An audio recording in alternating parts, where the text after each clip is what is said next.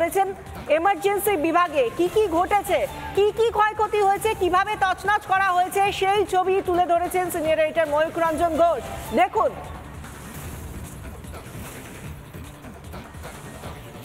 পরে হয়তো আর দেখা যাবে না, এরপরে হয়তো রাজ্য সরকার এটাও বলবে যে ইমার্জেন্সিতে কিছু হয়নি। এটা সাক্ষী গোপালের মতন আজ সাক্ষী রেখে দিচ্ছি গোটা বাংলার এবং দেশের মানুষকে। দেখো, এটা হচ্ছে আর.জি. কর মেডিকেল কলেজের ইমার্জেন্সির গেট, তছনছ করে দিয়েছে। দেখো, এই মুহূর্তে এটা টিকিটিং সেন্টার এবং বারবার যে ছবিগুলো আমরা দেখাচ্ছি, দেখো বাইকও এই মুহূর্তে অবশিষ্ট রাখা হয়নি।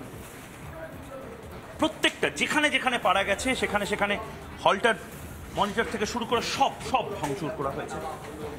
এবং দেখো, এই মুহূর্তে ঘরটা আরেকবার দেখাবো। এরা কারা সমাদৃতা?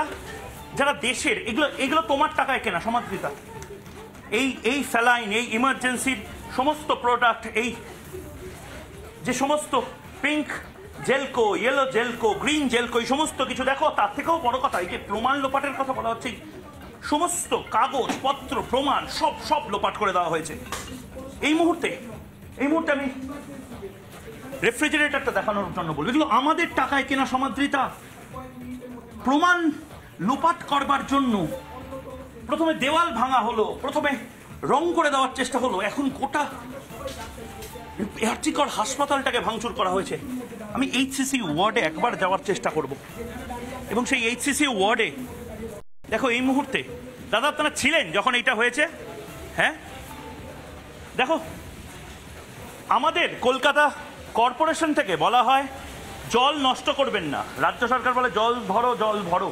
দেখো, এই মুহূর্তে বন্ধ করার কোনো অপশন নেই, তছনছ করা হয়েছে। ফিরহাদ হাকিম নিশ্চয়ই দেখছেন এই ছবি। ফিরহাদ হাকিম এবং তার যারা সহকর্মীরা তারা নিশ্চয়ই দেখছেন এই মুহূর্তে রিপাবলিক বাংলা একমাত্র চ্যানেল, লাগাতার লাইভ। দেখুন, এই মুহূর্তে আমি যে ভয়ানক ছবিটা দেখাবো সমাদৃতা, সেই ছবিটা দেখো।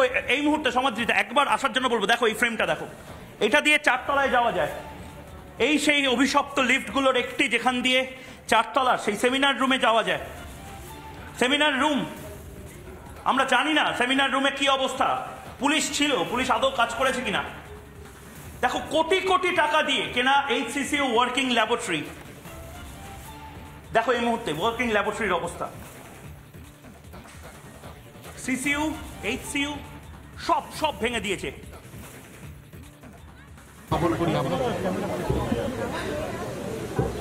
আমি আগেও যা বললাম, আমার সত্যি এই মুহূর্তে কিছু বলার নেই। কি ঘটলো, কেন ঘটলো, এইগুলোর কোনো উত্তর আমার কাছে তো নেই। আপনাদের কাছে আছে কি না আমি জানি না। আমাদের এখন যেটা ইম্পর্টেন্ট কাজ, আমরা ইমার্জেন্সিটা অলরেডি ট্রমা কেয়ারের ইমার্জেন্সিতে শুরু করেছি। আপনাদের মাধ্যমে আমি সবাইকে জানাতে চাইছি যে আর.জি. করে ইমার্জেন্সি সার্ভিসেস কিন্তু চলছে। এইটা নয় যে ইমার্জেন্সি ভাঙচুর হয়ে গেছে বলে ইমার্জেন্সি বন্ধ।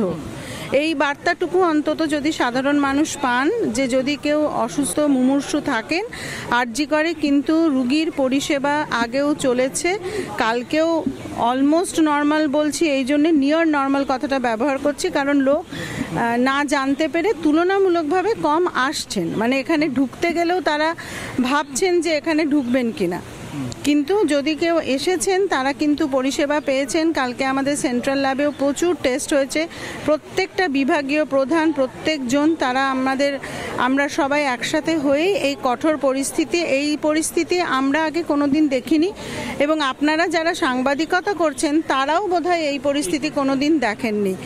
এবার কেন কি বৃত্তান্ত, এর উত্তর তো আমি দেওয়ার জায়গায় নেই।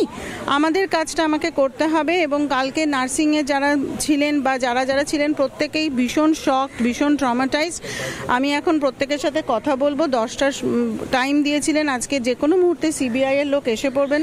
তার আগে আমার ভীষণ জরুরি যে আমি সব স্টুডেন্টসদের সাথে, আমার ফ্যাকাল্টিদের সাথে, নার্সিং সবার সাথে অন্তত কথা বলে তাদের যে একসাথে থাকা বা তাদের মধ্যে যে একটা ভীষণ ভীতি জন্মেছে।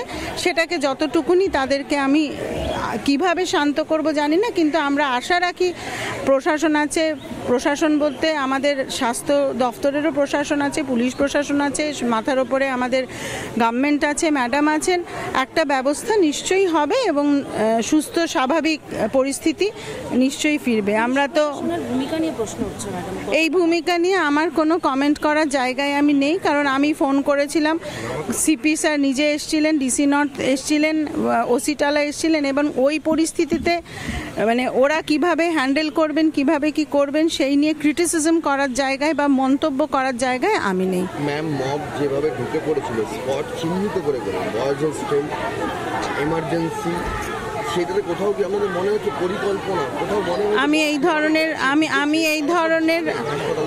এই ধরনের স্পেকুলেশন কোনোদিন করি না, আজও করতে পারছি না, আমার সেই ক্ষমতা নেই। ক্ষয়ক্ষতি কি হয়েছে ইনিশিয়ালি যা জেনেছে? ক্ষয়ক্ষতি যা হয়েছে আপনারা যা দেখাচ্ছেন সেগুলোই ক্ষয়ক্ষতি হয়েছে। এবার ইনভেন্টরি লিস্ট তৈরি হয়েছে, ক্ষয়ক্ষতি তো দেখাই যাচ্ছে, আপনারা তো দেখিয়েছেন সবাইকে। এমার্জেন্সি ফ্লোর ছাড়া আর কোনো ফ্লোর ক্ষতিগ্রস্ত? আমি এই মুহূর্তে কোনো কমেন্ট করছি না, আপনার ইনভেন্টরি লিস্ট করে দেব।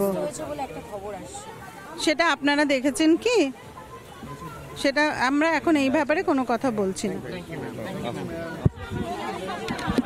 শুনলাম আরজি করের অধ্যক্ষ সুরিতা পাল, তিনি বললেন যে যা হয়েছে, ক্ষতি হয়েছে সে কথা বললেন, যা ক্ষতি হয়েছে তা নিয়ে বা সার্বিকভাবে নিরাপত্তা নিয়ে কোনো মন্তব্য করার জায়গায় তিনি নেই। তিনি বলছেন হসপিটালের সুপার রয়েছেন, অন্যান্য প্রশাসনিক ব্যক্তিরা রয়েছেন। ঘটনা যখন ঘটেছে সেই সময় পুলিশ কমিশনার নিজে এসেছিলেন পুলিশ কমিশনার, এবং যা হয়েছে সেই বারবার তিনি যেটা বলছেন যে আমি সেই জায়গায় নেই যে এই নিয়ে মন্তব্য করব। তিনি বারবার এই কথাই বলছেন। তাকে বিভিন্ন প্রশ্ন যখন করা হচ্ছে পুলিশের সক্রিয়তা নিয়ে, আদৌ পুলিশ কোনো রকম ব্যবস্থা গ্রহণ করেছিল কিনা সেই নিয়ে, তখনও সুরিতা পাল বলছেন যে তিনি এরকম কোনো জায়গায় নেই যে তিনি মন্তব্য করবেন। যখন জিজ্ঞাসা করা হচ্ছে যে এই যে এত ক্ষতি হয়ে গিয়েছে সেই ক্ষতি সম্পর্কে কিছু বলবেন কি, তখনও তিনি বলছেন আপনারা দেখেছেন যে কি হয়েছে, কতটা ক্ষতি হয়েছে সবটাই ক্যামেরায় ধরা আছে, এর বেশি কিছু বলা আমার পক্ষে সম্ভব নয়।